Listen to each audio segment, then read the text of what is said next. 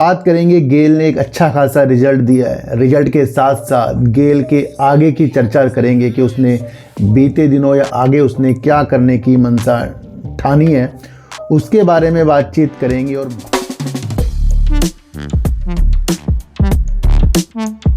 की बात इसलिए भी करेंगे, आपको पता है ना, गेल प्राकृतिक गैस की एक आपूर्ति करता है।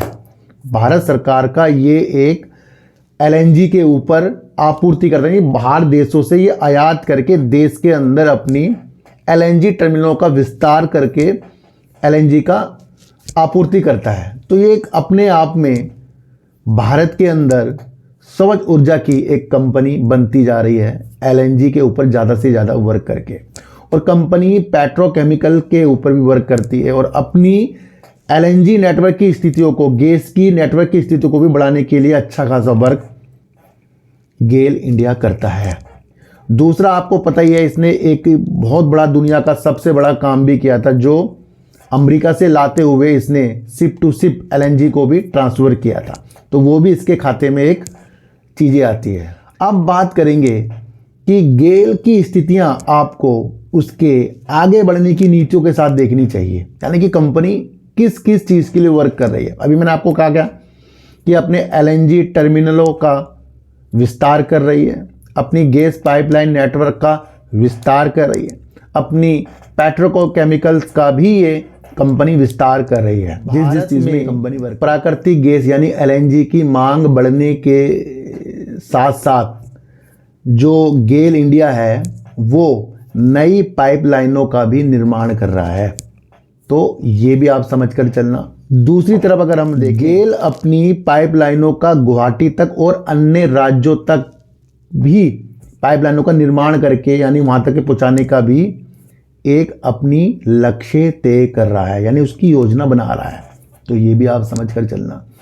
तीसरा, अगर एलएनजी टर्मिनल के ऊपर भी कंपनी वर्क कर रही है। गेल इंडिया अपने एलएनजी टर्मिनलों का विस्तार कर रहा है और मौजूदा एलएनजी टर्मिनलों का बढ़त करने के लिए, बढ़ाने के लिए भी कंपनी वर्क कर रही है। इस चीज़ को और ज़्यादा बढ़ाने के लिए, एलएनजी टर्मिनलों की स्थिति को और अच्छा करने के लिए ये कई देशों से एलएनजी आयात करने की नीतियों के साथ भी आगे बढ़ रहा है। योजना बना रहा है ये कि ज़्यादा से ज़्यादा दूसरे देशों से ये एलएनजी आयात करे और फिर यहाँ पर अपने एलएनजी टर्मिनलों के द्वारा आपूर्ति करे।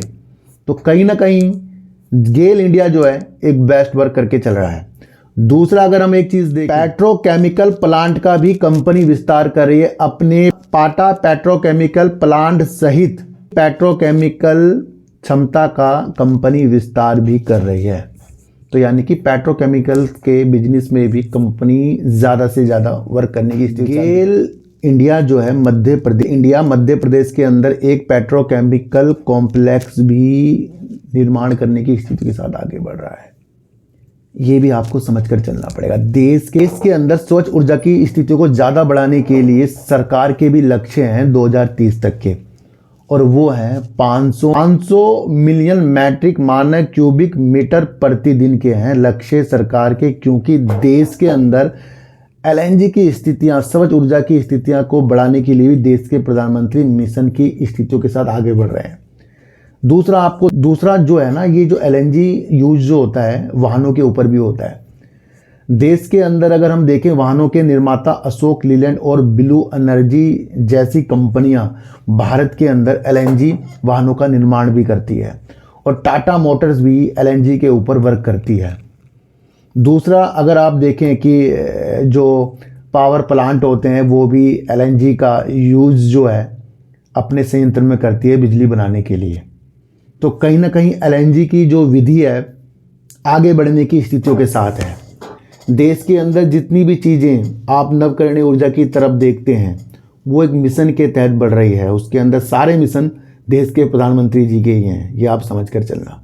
चाहे हाइड्रोजन पर देख लो, चाहे नवकरणीय ऊर्जा के सारे स्रोतों से देख लो, चाहे फिर आप एलएनजी की चीज़ों के साथ देख लो। गेल इंडिया अपनी एलएनजी की चीज़ों का विस्तार करने की स्थितियों के साथ, और एलएनजी के नाम से ही कंपनी जानी जाती है, और अपने पाइपलाइनों, अपने टर्मिनलों, अपने पेट्रोकेमिकल के विस्तार के लिए कंपनी वर्क कर रही है। मेरे लिए ये बेस्ट है कंपनी को देखने का नज़रिया।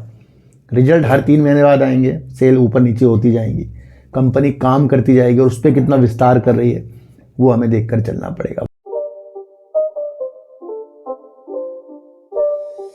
It's not a game, it's a race.